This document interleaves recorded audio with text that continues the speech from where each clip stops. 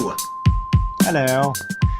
Yeah, and welcome to another ZomCast. My name is Lifelike. I am Psychosaurus.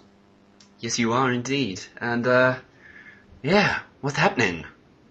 Well, you know how I previously said at the very end of the last thing how my graphics card failed?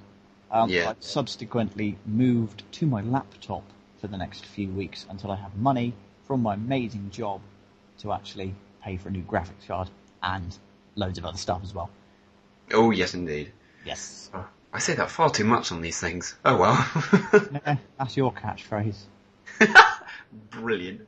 Got an amazing catchphrase of yes, indeed. Right catchphrase. Right, for the first time ever, we've got a actual topic in mind for this one. Yeah. And we're going to go straight for the big one on episode 5. Thought it's our 5th anniversary. Woohoo. 5th anniversary. Yay. Yeah. We'll bring out the big guns. We're going to do the Trek versus the Wars.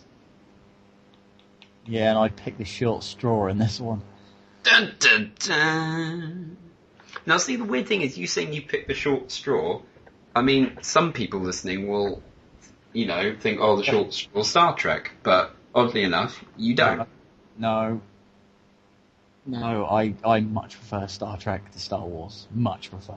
But I'd play devil's advocate and defend Star Wars. And as I am a Star Wars fan, I can defend it. Yeah, before we go to, we'll both admit we're both fans of Star Wars and Star Trek, but we both prefer Star Trek by a country mile compared to Star Wars. Yeah. So, if you'd like to put your case forward as to why Star Wars is better than Star Trek. Right. Why is Star Wars better than Star Trek? Well, Star Wars has much less of a stigma about it as Star Trek does. You can be a huge Star Wars fan and everybody think you're cool. Whereas if you say you're a Star Trek fan, everybody think you're really lame. Because, God, that's obviously the case. And I don't know why that's the case, though. No, well, to be honest, one with film series versus TV series, I suppose. That's the only main kind of thing I can think about. Because there's more Star Trek films than there is Star Wars. Yeah, I know, but you have to kind of... It's more known for being a TV show. So you kind of have to sit down and really kind of like dedicate your time to it. Whereas a Star Wars film, you can say, oh yeah, let's watch all the Star Wars films in one day. And you can quite easily do that. You can't turn around and go, let's watch all of the Next Generation in one day. Because there aren't enough hours in the day to truly appreciate Jean-Luc and his crew. Picard. Number one. Yeah. I can't really defend Star Wars. I can appreciate that there are so many people out there who are screaming at me going, oh my god, but the universe is better, the characters are better. No. The characters are much deeper in Star Trek, and you actually get to spend more time getting to know them, what their little idiosyncrasies, that word. Idiosyncrasies, there we go. There you go. That's the right word. But yeah, that's, I'm meant to be defending Star Wars. Yeah. Hang on. I've actually got a pause, so hang on. Okay. Go. Meant to be defending Star Wars. Mm-hmm. But effort. Because I don't know. It's just I could think of so many more arguments to actually defend Star Trek than I can to defend Star Wars. The only things I can actually use against Star Trek are the fact it's not socially acceptable to admit you're a Star Trek fan because it's frowned upon somewhat. It's just another one of those things. It's like admitting you play D&D. So people who do play D&D, that's cool, that's acceptable. To people who don't, because they don't understand it, they'll think it's just really weird. I play D&D, to the listeners. I love D&D. It's my favourite thing to do, ever. It's the best thing. But every time I tell people that, they look at me funny. And it's like, well, no, until you've played D&D, you can't possibly do that. So until you've sat down and watched some of the best The Next Generation episodes, or the best Voyager episodes, or the best original series episodes, we don't talk about Deep Space Nine. Deep Space Nine is Didn't happen. 1, 2, 3, basically. It didn't happen. No. And that's another reason why we can, like, say Star Trek's better than Star Wars as well, is because the worst Star Trek episodes are still by far better than the worst Star Wars, even. God, it's getting too confusing. Yeah. First of all, I'd like to congratulate you on defending Star Wars so brilliantly. Yeah, I'm doing a real good job of this. You're doing amazing. Never ever become a lawyer. No. This man is guilty. He's guilty as hell. You're defending me! I don't care. You've got a guilty face. I don't like you. But... You're a cad. You're a cad and a bounder. Ooh, bounder. And you stabbed those children. Yeah. No, I just...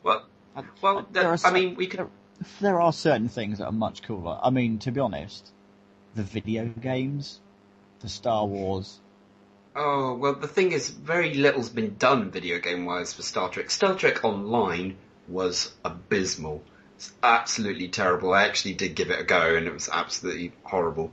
But Star Wars video games, they churned out so many that every now and then one of them was bound to be alright. I mean, as far as I'm concerned, the very, very early ones, like Jedi Starfighter, were pretty good. And then you got Battlefront, which were pretty good, and Old Republic. And apart from that, none of them really seemed to stand out. I mean, Jedi Academy, when I was playing it at the time, was alright, but looking back on it now, I don't think it's particularly brilliant. There are lots of amazing Star Wars games that you probably won't think of off the top of your head, because people tend to forget them. I mean, there's always Knights of the Old Republic. That series, absolutely amazing RPG series. Just amazing. And older stuff. You said there's not many of the older stuff that springs out. I tell you what, play TIE Fighter. Oh, thank you. That was in my brain going, TIE Fighter? Was there a game called TIE Fighter? Yeah, brilliant game. Absolutely. This is one of my favourite games of all time. I could quite easily go back and just play the whole TIE Fighter campaign again, because it was so amazing. The intro, how it would come in with this normal Star Wars film, and then it'd go, nah, nah, nah, nah, nah, nah, and then you'd be playing the bad guys, and you'd be playing, alongside the films. And at the very end of the last mission, spoilers, but I don't really care, like, your commanding officer goes, well done for killing the traitor. Excellent. Now we shall go back and we shall help clean up the forces at Endor from our glorious counterattack. Which I just thought, oh man, that's amazing. So, then if you read the books, the dude who's your commander, he goes off and the Imperial Army basically becomes pirates then, and they're desperate to try and kind of like rekindle the Imperial flame. And technically, you can assume that you are his ace pilot then, and it adds kind of like so much more depth to the books. It's amazing. See, so that's a defense for Star Wars, how everything all interlinks with each other. It interlinks so much better than it does with Star Trek. I'd say, well, Star Trek game... Well, no, Star Trek games, they got nothing to defend, really. There was that one shoot 'em up they had on Voyager. I can't remember what it was called. Force. Something. Oh. I don't know. Star Trek games are all pretty much abysmal, whereas Star Wars, people seem to just buy into it because it's...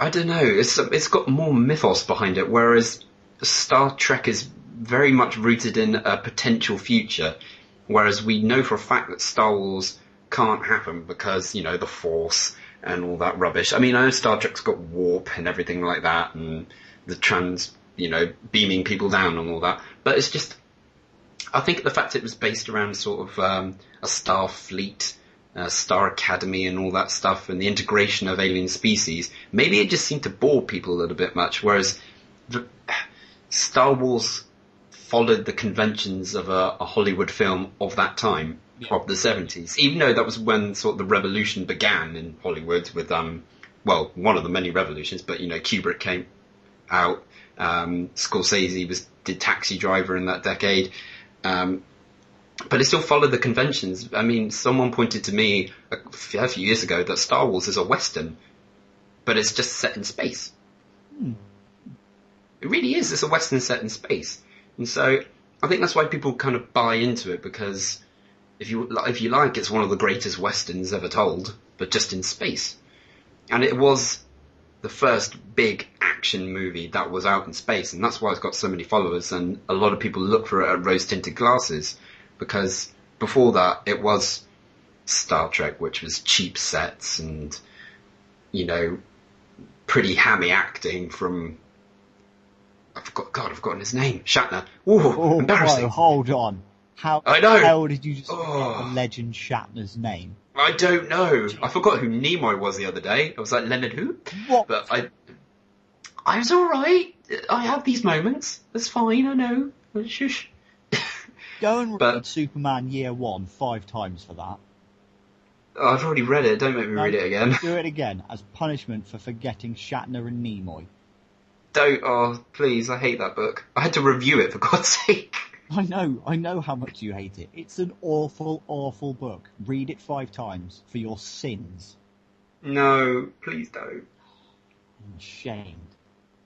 Oh, it's fine. But I think also Star Wars and Star Trek kind of got a lot to thank each other for. Star Trek started the whole sci-fi exploration ideal on a grander scale than 2001 and anything that had been done in novella at that point.